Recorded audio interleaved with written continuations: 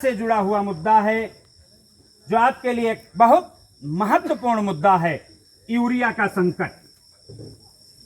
साथियों, यह यूरिया का संकट जो आज आप लोग झेल रहे हो, हमारी बात को जरा गौर से सुनना।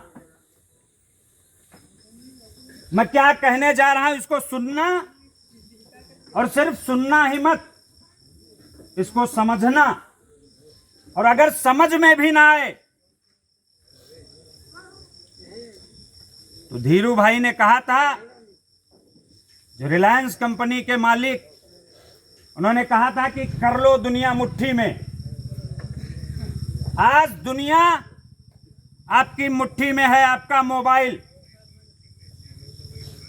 आप मोबाइल के जरिए आपको कोई भी डायरी, कोई भी पुस्तक, कोई भी ज्ञान, कोई भी विज्ञान को जानने के लिए कहीं नहीं जाना है, सिर्फ गूगल पर बोल देना है, चीजें निकल करके आपके सामने आ जाएंगी। आप अगर सार्थक उसको खर्च करेंगे तो सही चीजें दिखाई पड़ेंगी, अन्यथा निरर्थक और समाज को तोड़ने वाली तमाम रील का दौर चल रहा है। घर की इज्जत सड़कों पर ठुमका लगा रही है और घर के बेटे स्टंट करके अपने प्राण गंवा रहे हैं। तो गलत चीजें देखने के लिए ये मिलेंगी और अच्छी चीजें देखने के लिए आप लोग सर्च करना। बात यूरिया की हो रही है, बात कृषि के क्षेत्र से जुड़ी हुई समस्याओं से हो रही है। ये यूरिया का विषय आज जो आप दंश झेल रहे हैं, इस दंश की शुरुआत, इस दंश के निराकरण की मांग, इस दंश से हमको निजात कैसे मिलेगी, उसके लिए विश्व में 1879 के दशक में यूरोप से शुरुआत हुई।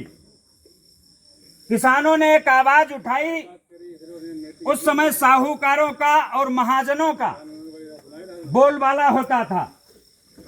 खाद आपको वहीं से मिलेगी, बीज आपको वहीं से मिलेगा, पूरी मेहनत आप करेंगे।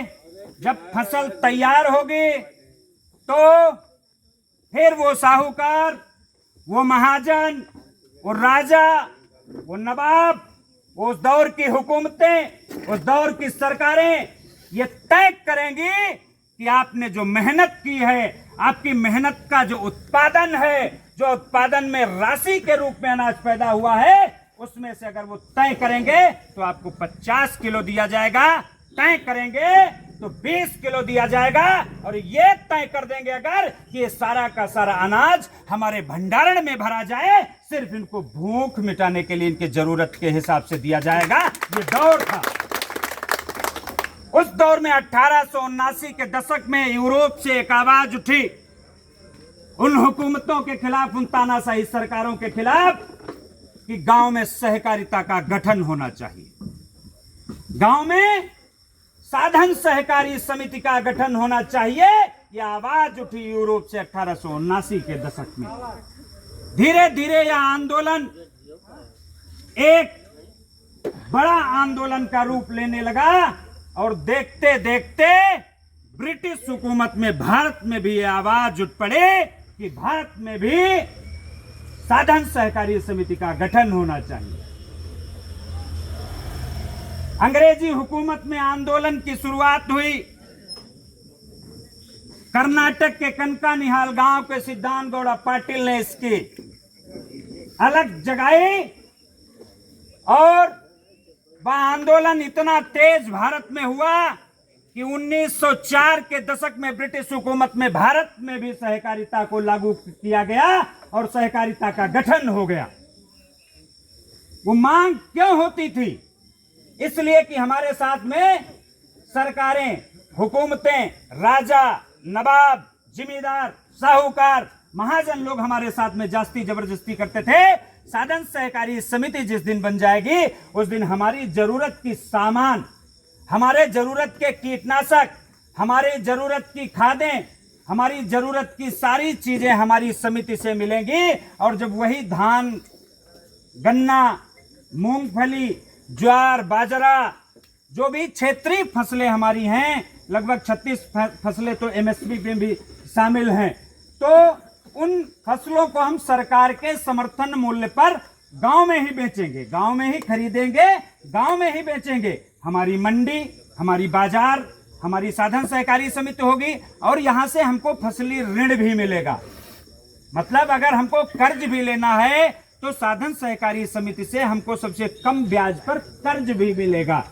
लेकिन जिसको 1904 में ब्रिटिश हुकूमत में लागू किया गया और 1947 में देश आजाद हुआ, 26 जनवरी 1950 को हमारे देश को एक लोकतांत्रिक गणराज्य की मान्यता मिली। हमारा देश एक लोकतांत्रिक देश बन गया और भारत को कृषि प्रधान देश से जाना गया। भारत को कृषि प्रधान देश की संज्ञा दी गई, उससे जाना गया। लेकिन 1904 में जिस कानून को ब्रिटिश हुकूमत में लागू कर दिया गया, 1950 देश को गणराज्य का दर्जा मिलने के बाद, लोकतांत्रिक देश बनने के बाद भी उस विभाग का भारत सरकार में मंत्रालय का गठन नहीं हो पाया। उस मंत्रालय का गठन वर्ष 2021 में हुआ और भारत के सबसे पहले सहकारिता के कृषि मंत्री अमित शाह जी बनाए। अब आप समझिएगा कि ये खाद का आंदोलन, ये उर्वरक का आंदोलन, ये फर्टिलाइजर और पेस्टिसाइड का आंदोलन, ये आपको बड़े स्तर पर करना पड़ेगा। क्या कहा मैंने? यह आंदोलन आज का नहीं है, ये जरूरत आज की नहीं है, ये जरूरत किसी और की भी नहीं है, ये जरूरत आपकी जीविका की है, आपके अपने परिवार को पालने की है, आपको अपने घर में छत डालने की है। आपके जीवन की सारी जरूरतें आपके खेती से, आपके रण क्षेत्र से पैदा होती हैं, जहां से आप देश का ही नहीं बल्कि अपने परिवार को भी पालते हैं। इसके लिए आंदोलन तेज होगा, इसके लिए बड़े आंदोलन होंगे। आप बिल्कुल तैयार रहना और ये देख लेना, सरकार के पास सिर्फ कागजों पर खाद के भंडारण भरे हुए हैं। प्रशासन के और शासन के किसी भी जिम्मेदार से, किसी भी आला अफसर से आप पूछेंगे तो उसका एक ही स्टेटमेंट आएगा कि खाद की कोई दिक्कत नहीं है, खाद तो पर्याप्त मात्रा में है, इतने मीट्रिक टन वहां पर है, इतने मीट्रिक टन वहां पर है, कहीं भी खाद की दिक्कत नहीं है। लेकिन भाई अगर गांव में जाएंगे, जिनकी जरूरतें हैं उनके पास जाएंगे तो आधा का आधा गांव या तो लाइन में खड़ा है, या तो 267 रुपए वाली खाद की बोरी 500 और 450 रुपए में खरीदने के लिए विवश है। ये जग जाहिर बात है, ये प्रत्येक गांव की समस्या है। मैं कहता हूं संगठन के बलबूते हमने 10 गांवों को निजात दिला दी, तो 10 गांवों को निजात मिलने से समूचे किसान के समूह की समस्या का समूल नाश नहीं हो जाएगा। वहां पर हमें यह भी देखना पड़ेगा कि हमारे घर का एक भाई तो सुरक्षित हो गया, लेकिन 3 भाइयों के साथ में डाका पड़ रहा है, उन 3 भाइयों को भी बचाने का आपका फर्ज बनता है। तो आप लोगों को भी उनके साथ में खड़े होना पड़ेगा और लड़ना पड़ेगा। यूरिया का बड़ा आंदोलन होगा, आप ये मन बना लेना। मैंने क्या कहा कि 1879 से उन बेलगाम ब्रिटिश हुकूमत, अंग्रेजों की सरकार में भी लोगों को विवश होना पड़ा आंदोलन के लिए, अन्यथा ये परिवार नहीं बचे होते, भुखमरी से लोग मर जाते। तो ऐसी दशा फिर आएगी और ये खिलवाड़ पहले कृषि अध्यादेशों को लागू करके,